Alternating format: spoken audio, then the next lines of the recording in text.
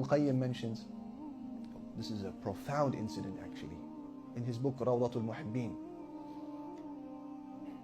He said that there was a woman who was looking in the mirror in Mecca, in her bedroom, next to her husband. And then she goes, do you think that there is anyone who sees this face but then won't be tempted by it? That's confidence, right? Is there anyone out there who can see this and not be like, whoa, she's lush? So her husband goes, yeah, there is actually one man. She said, who? He said, Ubayd ibn Umayr. This is the wa'id of Mecca, the admonisher of Mecca, a student of Aisha. She said, you can't get through to Ubayd ibn Umayr with nothing like that. She said, do you give me permission to try and seduce him? He said, yeah, go and try. So, footnote here, this is obviously a swine of a human being, khanzir. No jealousy, no. Yeah, go. So he's in the haram of Mecca, next to the Kaaba, he's teaching and answering people's questions. And she comes along and, they take to a side of the masjid in this public space. And then she uncovers her face. And again, she was described as a woman of immense beauty. He turns away, he said, Amat Allah istatiri. Bondswoman of Allah, veil yourself. She said to him, Inni qad futintu bik. She said, you've tempted me so much. La hawla. This is like in the haram. She said, no, you've tempted me. So he understands what she's trying to do and what she's getting at. He said to her, look, I have a few questions to ask you.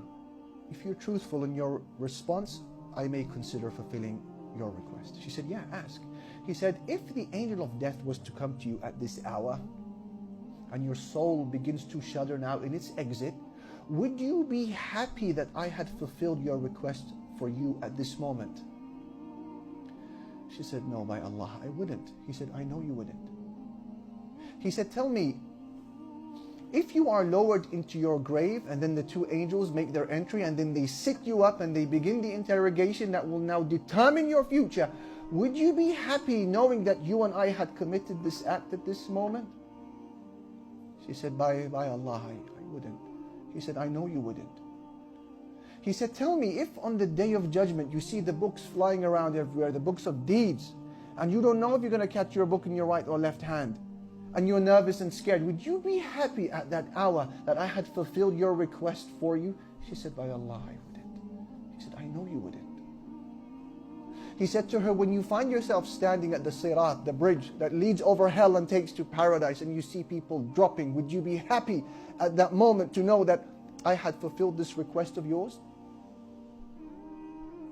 She said, no, by Allah, I wouldn't. He said, I know you wouldn't. He said, tell me, if the scales are brought and you see the deeds of people being weighed and you don't know which side of the scales will weigh in your favor or against you, would you be happy that I had committed this thing with you? She said, no, by Allah, I wouldn't. He said, I know you wouldn't. He said to her, tell me, when you find yourself standing before Al-Malik, the king, Al-Jabbar, the compeller, Allah, and he asks you about all of your deeds when you were alive, would you be happy then to know that we had done this? She said, by Allah, I wouldn't. He said, فَاتَّقِ اللَّهِ فَإِنَّ اللَّهَ قَدْ أَنْعَمَ عَلَيْكِ وَأَحْسَنَ إِلَيْكِ. So fear Allah, he said to her, because Allah has done good to you. Allah has not fallen short towards you. She got up. She made her way back to her husband. Her husband goes, okay, how'd it go? Juicy goss, right? What a khinzir, la ilaha illallah. How'd it go? She goes, Anta battal. You're an idiot. Wa nahnu battalun. We're both idiots.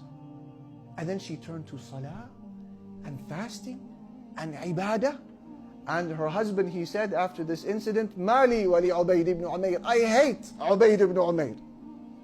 He said, Afsada alayya imra'ati. He's ruined my wife.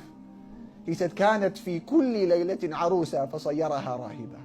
He said, on each night she was a beautiful bride, and he's now transformed her into a nun.